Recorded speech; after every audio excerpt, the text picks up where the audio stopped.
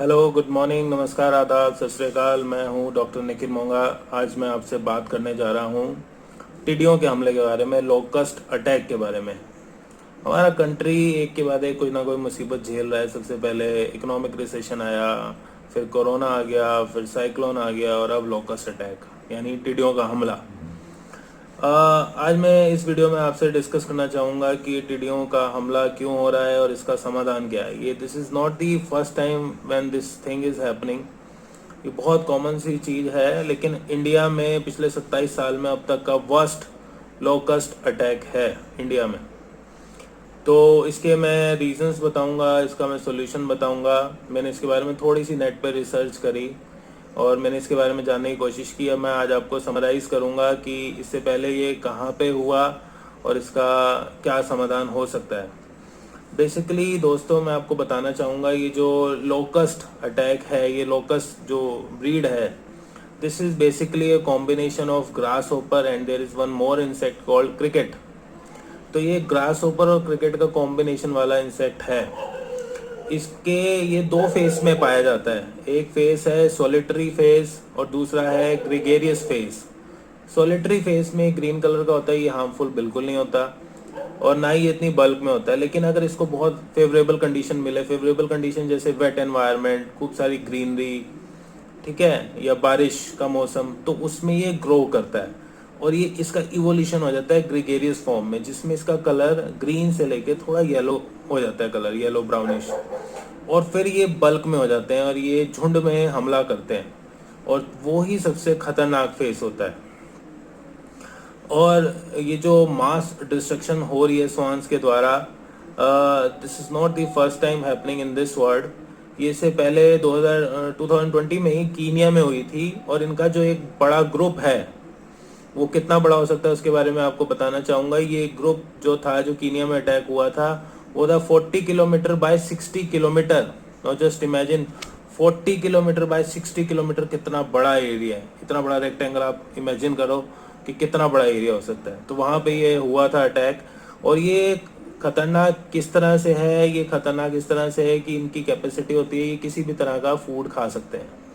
ये किसी भी तरह की ग्रीनरी खा सकते हैं, प्लांट्स खा सकते हैं, लीव्स खा सकते हैं, ट्रीज को नुकसान पहुंचा सकते हैं, हर्ब्स खा सकते हैं, या कोई पेड़ के पत्ते खा सकते हैं, या किसी भी तरह का फ्रूट खा सकते हैं। ये किसी फार्मिंग लैंड में जाके वहाँ की सारी फार्म को नुकसान पहुंचा सकते हैं और बहुत जल्दी।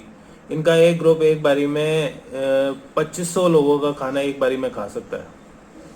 तो ये इंडिया में इससे पहले भी अटैक हुआ था 1993 में, लेकिन ये 27 साल में अब ये पहला अटैक है, सबसे खतरनाक। अब मैं इसके बारे में बताना चाहूँगा कि ये आया कैसे। बहुत सारे लोग कह रहे हैं कि ये पाकिस्तान की साजिश है। सीरियसली मैं सरप्राइज हो गया देख के कि लोग कह रहे हैं कि पाकिस्तान की साजिश है। पाकिस्तान की साजिश कैसे हो सकती है भाई? पाकिस्तान ने क्या इनको ट्रेनिंग दी है? पाकिस्तान ने इनको ट्रेन किया कि चलो इस बार हम टेररिस्ट हमला नहीं, इस बार हम जो है लोकस्ट अटैक करेंगे। तो even I was surprise to see this similar kind of statement in the Republic channel video by Arnab Goswami, जिसमें वो अर्नब गोस्वामी कह रहा है कि ये पाकिस्तान ने भेजा है। Great, and I salute to Indian media. खैर, let's leave it. The point is कि इंडिया में आया कैसे ये आया है।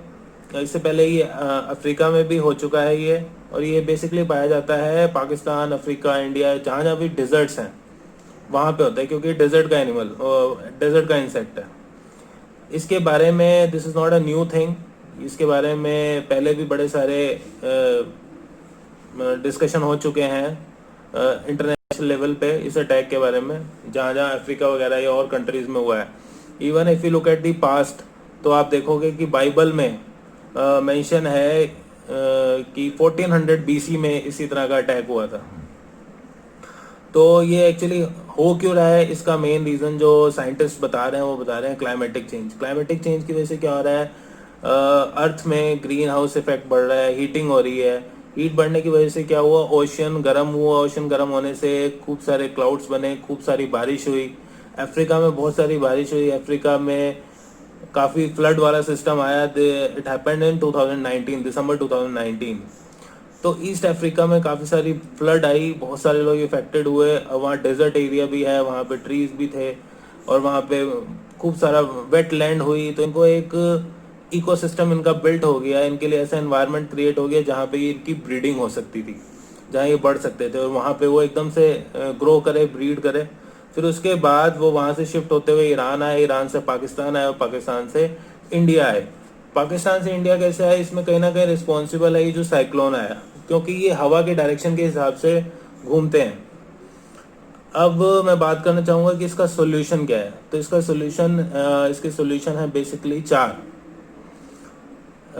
एक सोल्यूशन है कि हम पेस्टिसाइड्स यूज़ कर सकते हैं, लेकिन पेस्टिसाइड्स हमें बहुत अधिक मात्रा में यूज़ करना पड़ता है, जिससे हमारे जो प्रोडक्ट्स हैं, जो हमारी फार्मिंग ग्रेन्स हैं, उनके ऊपर नेगेटिव इम्पैक्ट पड़ता है, क्योंकि आ जाके फाइनली उसे कंज्यूम हम लोगों ने करना है और वो हमारी बॉडी पे नेगेटिव इम्पैक्ट डालते हैं।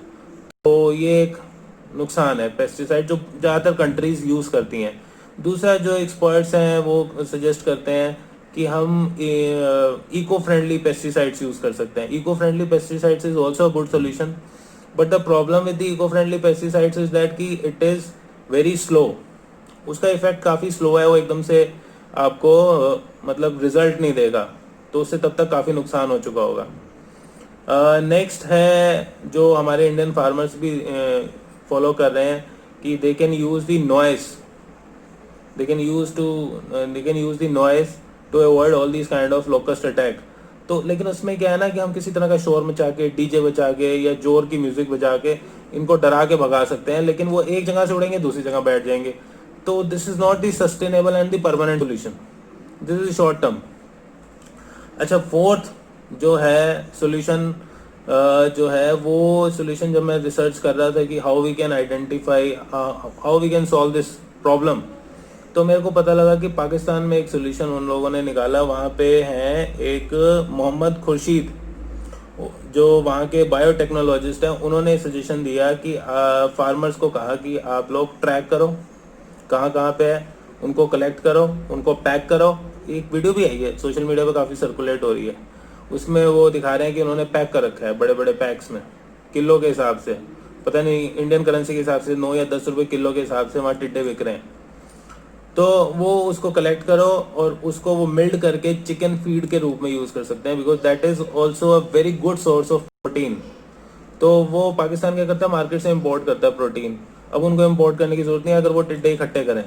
तो this is also very good way कि they can collect, they can milled and convert it into a chicken feed. So this is one of the solution. अगर हाँ मैं चाइना में होता तो मैं सोल्यूशन बताता कि ये रिच प्रोटीन सोर्स है तो खा लो, but I am not from China, I am from India. तो मुझे सोल्यूशन ये वाला बड़ा अच्छा लगा जो इन लोगों ने करा। तो this is all about the locust attack. आपको ये वीडियो कैसी लगी, प्लीज़ कमेंट करें, शेयर करें, लाइक करें। Thank you so much, good bye.